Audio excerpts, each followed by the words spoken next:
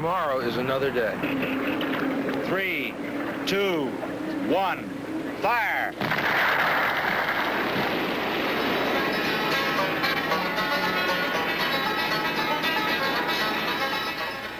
The start of Sunday's race saw some difference of opinion. Some boats went offshore looking for the last of the morning's helpful ebb tide. Others stayed inshore to avoid a rapidly building flood tide.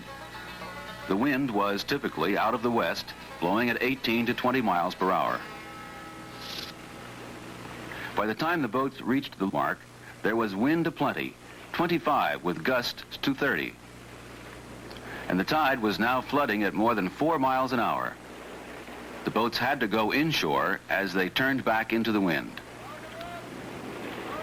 It was tough going, but the Little Bear boats thrived on it, having been designed for just what they were facing.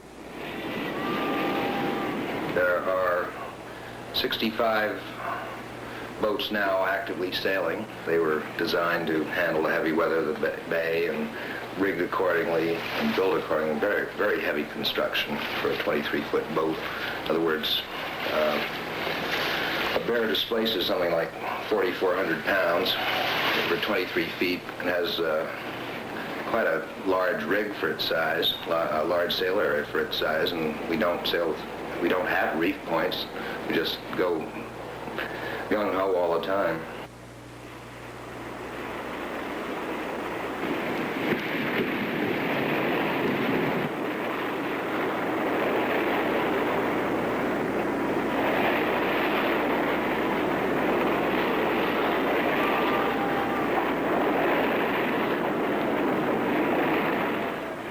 Although not that unusual, the big wind did cause some problems, some of them familiar to racing sailors.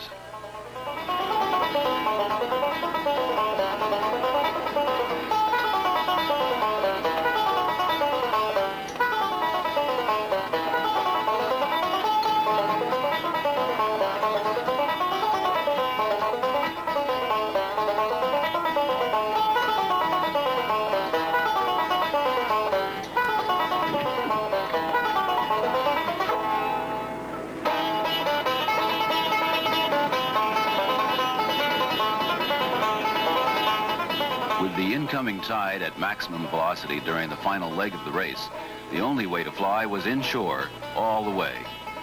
The air echoed with the city front's familiar lyrics.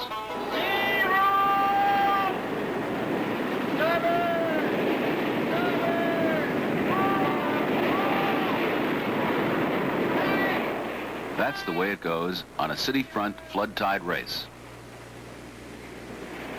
So why do people do it when the bay has 300 square miles of open water?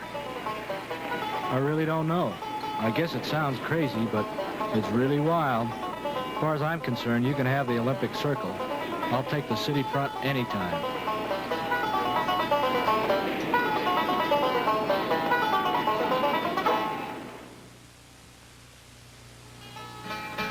So went 3 rather typical days of boat racing on San Francisco's city front.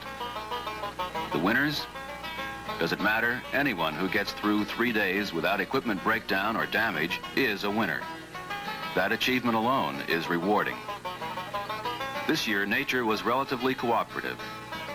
Last year, with roaring ebb tides and winds up to 35 miles an hour, saw 3 boats dismasted, a rudderless boat smashed on the rocks, 2 others with serious hull damage, 3 crewmen overboard, and more than a few booms broken, sails ripped, and halyards snapped.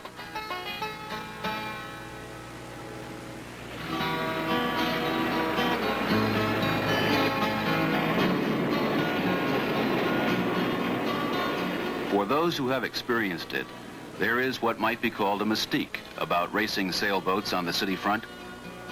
And for everyone, there is an abiding magic in the beauty and sturdiness of wooden boats. Perhaps a paraphrase of Kenneth Graham's famous line says it all. There is nothing, absolutely nothing, half so much worth doing as simply racing around in wooden boats on San Francisco's city front.